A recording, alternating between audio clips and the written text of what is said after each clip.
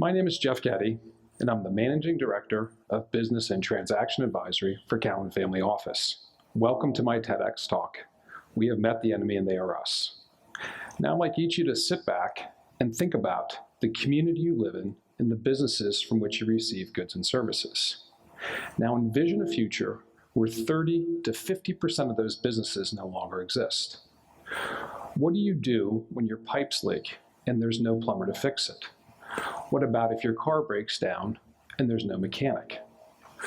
What if there's a massive shortage of roofers, electricians, dentists, doctors, lawyers? Can this be the future of things? Maybe.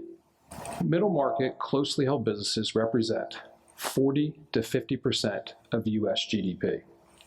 60 to 65% of those businesses are owned by baby boomers, which means they will have to transition to the next generation of owners in the next decade.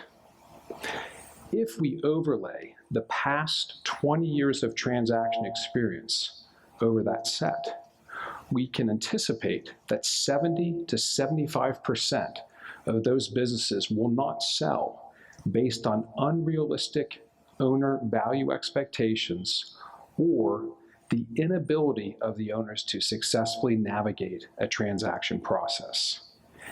If this is not addressed, imagine the impact on retirement savings, the community, employees, and the overall economic environment. So what's the issue? Well, let me introduce you to Steve. Steve owned a paper product business geared towards the takeout food industry. And he decided to sell that business for $40 million. So he went to market and received several offers, two of which were 15 to 20% higher than the price he suggested. And what happened? He rejected all the offers, stating he really wanted to receive $60 to $70 million.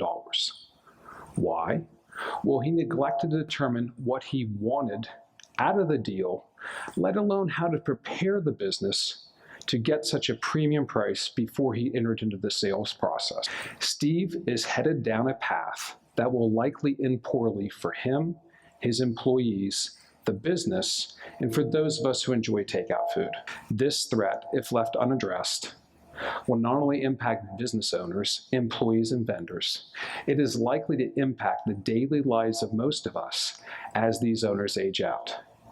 Going back to Steve for just a moment, it's several years later, and Steve hasn't done anything different and hasn't received any higher offers. If he cannot find a way to get it right, the business will likely wither away over the next decade. Steve has met the enemy, and it is him.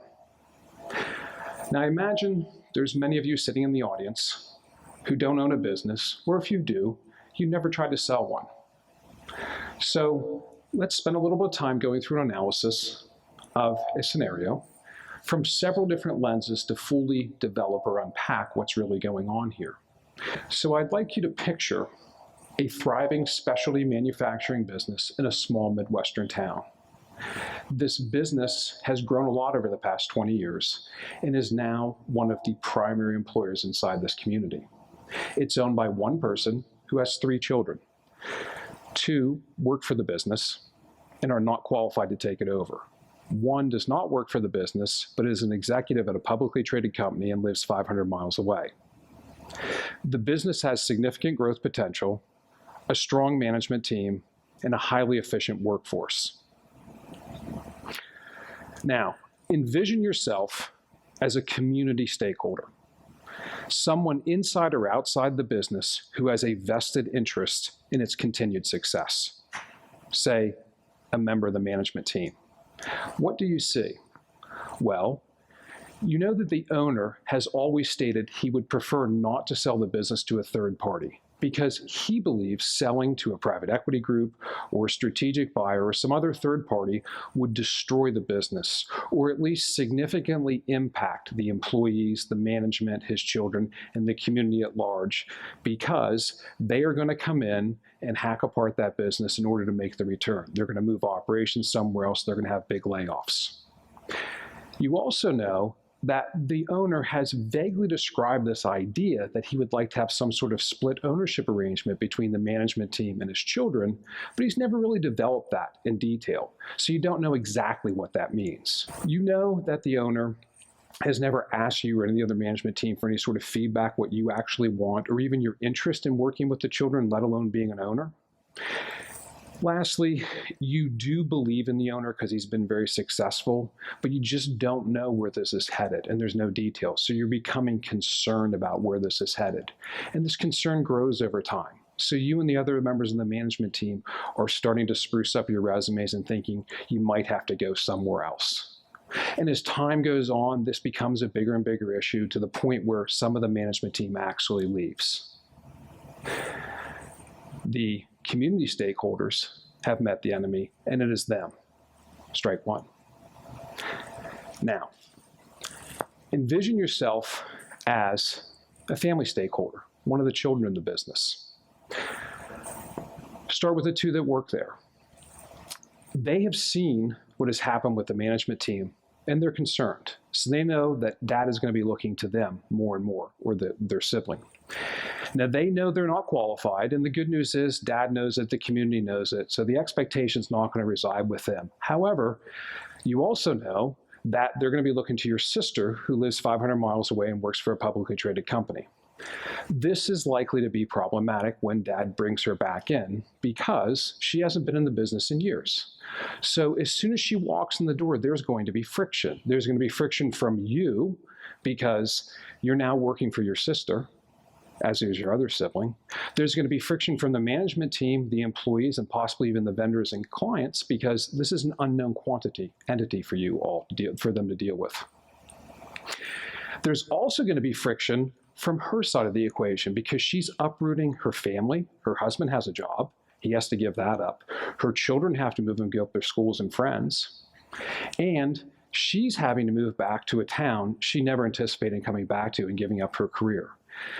These factors, these stressors are going to impact her ability to successfully manage and run that business.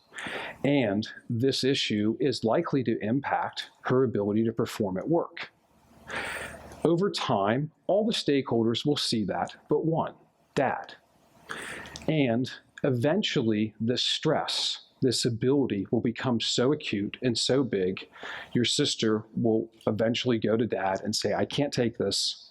I'm going to have to go back to my old life, and I'm going to give up the CEO position here at the company. So what happens? Dad has to stop, reset and restart, and go back to ground zero. Strike two. The children have met the enemy, and it was them. Now envision yourself as the owner stakeholder, and what do you see? Well, you see the issues that have been created with the management team and the children, and you're very stressed out and unhappy. And you really don't know where to go at this point. So you're looking for another avenue. And if your business is as successful as I've described, you're more likely than not to have been receiving unsolicited offers. So you pursue one. You start going down that path. And at first, it looks really good. You get a nice offer. The money is there. But as that deal starts to move forward, your worst fears have been realized. You realize that that buyer is actually going to do what you were most concerned about. They're going to really impact your employees, your children, and your community because they're going to change the nature of your business. They're going to take jobs out of your community. They're going to take dollars out of your community. So what do? Well, you have two choices. You can either move forward and accept that and probably become a very hated person in town, or you can stop, undo the deal, and then have to go back to square one. Now, based on your goals and objectives, you're probably going to pick the latter and stop and restart. So you've burned a lot of time, effort, energy, and money, and you're no further along than you were at the very beginning. Strike three. The owner has met the enemy, and it was him. So where does this leave us? Adrift in a world where nothing can be accomplished? Well, of course not. We have the ability to fix all of this. It's just going to take some time, some effort in order to get it fixed. For the business owner, the answer lies inside that scenario. There's no magic to any of the particular strategies that have been described there. It's just going to take some effort for these owners to hire or work with professional advisors to help them navigate this so they're not doing it alone and not doing it in fits and starts. Every owner has the ability to work through these and figure out what is the correct approach for them. It could be some version of the children in the management team, or if that's not going to work, it might be a third-party sale, but we could probably find a buyer that wouldn't destroy the community. It's up to them to navigate through that and to work with the folks around them, whether it's professional advisors or the people inside and outside the business, to help them figure out the right path and stick to it. For the other stakeholders, the ones that are inside the business, the children and the employees and the management team, they need to be intellectually honest about themselves and be intellectually honest with the owners. With themselves, they need to know their limitations and be able to discern what it is they want to do and what it is they're capable of, and share it with the owner. Yes, I want to be an owner. No, I do not. Yes, I want to be part of this enterprise. No, I do not. Yes, I want to be working with the children. Or no, I do not. Yes, I'm willing to stick around if you sell it to a third-party buyer, or no, I do not. That level of dialogue and self-awareness is going to help lead to a better outcome for the owners. For the outside folks, the vendors, vendees, and lenders, they have a very tight connection to the owner. They are businesses that are attached to it. And just like the old saying that all the ships rise and fall with the same tide, they're just like that. So they're going to have shared experiences. They're probably going through a lot of the same issues that that owner is going through. So they can talk to the owner about, hey, we just went through this, or we're going through it, or we're going to be going through it. Let's share these ideas and try to work together to end up with a better outcome for all of us. For people who are less attached inside the community, they're a stakeholder too. And maybe it's just as simple as going to the owner and explaining to them how important that business is to the community and to make sure it's there for the long haul so that they can continue to utilize those services as well as their children and grandchildren. Everyone's a stakeholder inside of these communities. Everyone has something they can bring to the table. Everyone can help make this thing happen. So that's it. So let's get to work and make a better future of things. Thank you.